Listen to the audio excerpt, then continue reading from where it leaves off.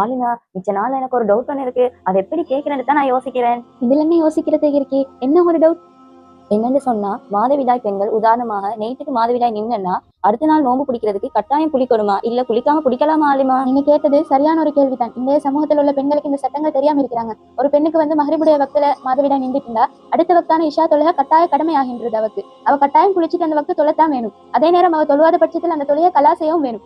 இந்த பரலான குளிப்பை நிறைவேற்றாத நிலைமையில அந்த பெண் சஹருடைய நேரத்தை அடைகிறாள் என்றால், அந்த பெண் பரலான குளிப்பை குளிக்காத நிலைமையில சஹருடைய நேரத்தை அடைகிறாள் என்றால், இந்த கட்டத்துல இவங்க நோம்பு பிடிக்கலுமான்னு கேட்டா, இவங்க தாராளமாக நோம்பு பிடிக்கலும். நோம்பு பிடிச்சு விட்டு அவங்க குளிக்கலும். அந்த நேரம் அவ குளிக்கிறது என்னத்துக்காக வேண்டினா, அந்த தொழுகை நிறைவேற்றுவதற்காக வேண்டி. அதே நேரம் தனக்கு தடுமல் ஏற்படும், இல்லாட்டி காய்ச்சல் ஓவர் ஆகிடும், இல்லாட்டி டாக்டர் சொல்லியிருக்காங்க நீங்க தண்ணிக்கிட்ட போவானும், தண்ணிக்கிட்ட போனா உங்களோட காய்ச்சல் அல்லது உங்களோட நோய் கூடிரும்.